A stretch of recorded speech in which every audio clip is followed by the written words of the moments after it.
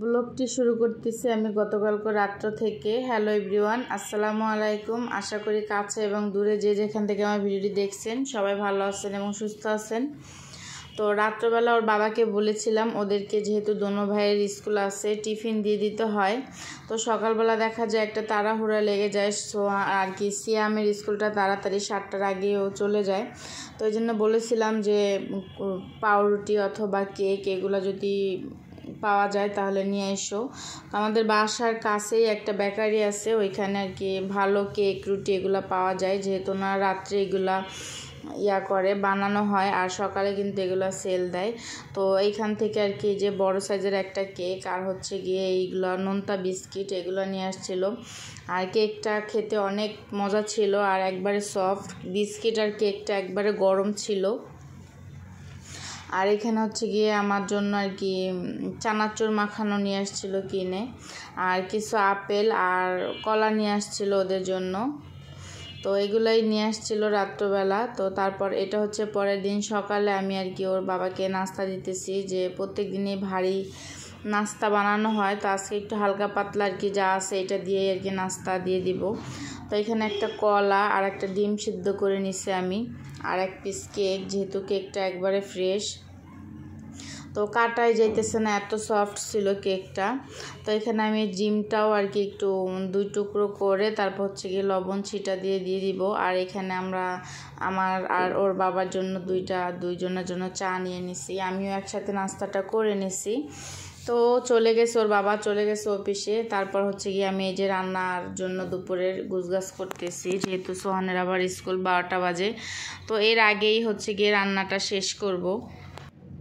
তো এখানে আমি কাঁচা আম দিয়ে ডাল রান্না করব, আর পটল আর ভেন্ডি ভাজি করব, আর পটল দিয়ে রুই মাছ দিয়ে রান্না করব, এই জন্য এগুলো বের করে নিছি। আর এখানে যে মাছটাও ভিজিয়ে নিছি, আর কিছু থালাবাটি ছিল এগুলো ধুয়ে নিছি, আর আবার একটু চা বসিয়ে দিচ্ছি, যেহেতু মাথাটা একটু ব্যথা করতেছে, এই জন্য আবার একটু চা আর কি বসিয়ে দিলাম।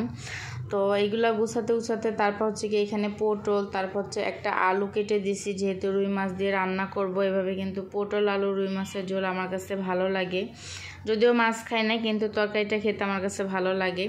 তো এখানে আমি মাছগুলো ভালো করে আর কি লবণ তারপর হচ্ছে গরম পানি দিয়ে ধুয়ে নিছিলাম। আর এখানে ঢেঁড়স আর কি যা যা প্রয়োজন রান্না করার জন্য সব কিন্তু কুটে ধুয়ে বেছে নিয়েছিলাম, পেঁয়াজ রসুন সব কিছু, আর ডাল বসিয়ে দিছি পাশের চুলাতে।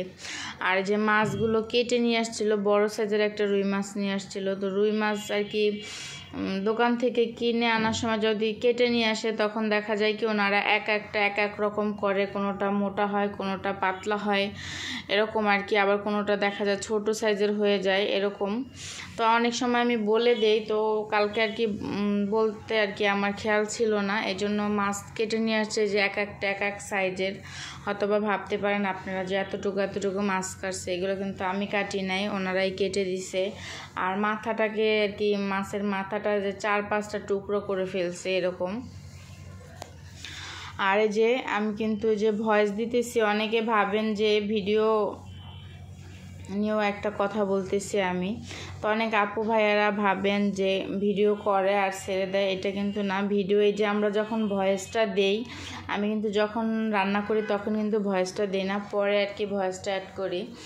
তো ভয়েসটা দিতে গেলেও দেখা যায় যে 4-5 বার করে, অনেক সময় আর বেশিও 8 বার 9 বার করেও আর কি বারবার ভয়েস দিতেছি, আবার আর কি ঠিক মতো হইতেছে না, আবার কাটতেছি, আবার ভয়েস দিতেছি, আবার কাটতেছি, এরকম কিন্তু অনেকটা সময় কিন্তু লাগে এইগুলো ভিডিও আর কি এডিট করতে, তারপর হচ্ছে গিয়ে সব ইয়াগুলো একসাথে করতে। ভিডিও কিন্তু ছোট করে কিন্তু ভিডিও করা হয়, এটা কিন্তু পুরোটা একটা করা হয় না, সবগুলো ভিডিও জোড়া দিতে হয়। তো যারা ভাবতেছেন যে ভিডিও করা কোনো ব্যাপারই নাই, তো ওরকম আমি যখন করতাম না আমিও ভাবতাম, কিন্তু এখন আমি যেহেতু নিজে করি তখন আমি বুঝি যে কতটা কষ্ট কোনো কাজে আর কি, যে সোজা মনে হয় যে কাজটা অতটা কিন্তু সোজা না, এটার পিছনে অনেকটা সময় আমার আর কি দিতে হয়। তারপরও আল্লাহ যদি চায় তাহলে যদি কষ্ট করেও কষ্টের ফল পাওয়া যায়, তাহলে কিন্তু কষ্টটা মনে থাকে না। তো আপনারা যদি পাশে থাকেন বা সব সময় আমাকে সাহস দেন বা আমাকে করেন, তাহলে কিন্তু আপনাদের সহযোগিতায় আমি কিন্তু আল্লাহ চাইলে এক সময় উপরে উঠতে পারবো, বা হয়তো বা আমার কষ্টের ফল আমি আল্লাহ চাইলে কোনো দিন পাবো। তো এই জন্যই এই ভরসায় আর কি আমি কিন্তু কাজ করে যাইতেছি। তো প্লিজ আপনারা যারা যারা নতুন দেখতেছেন বা নতুন দেখেন আমার ফেসবুক ইউটিউব থেকে, প্লিজ ইউটিউব থেকে দেখলে কিন্তু আমার চ্যানেলটা সাবস্ক্রাইব করবেন আর পাশে থাকা বেল বাটনটি ক্লিক করবেন, তাহলে দেখা যায় নতুন কোনো ভিডিও চাইলে আপনাদের কাছে চলে যাবে।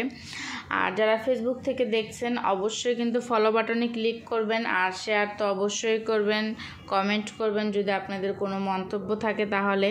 তো আজকের ভিডিওটা এ পর্যন্তই, ভালো থাকবেন সবাই, আল্লাহ হাফেজ।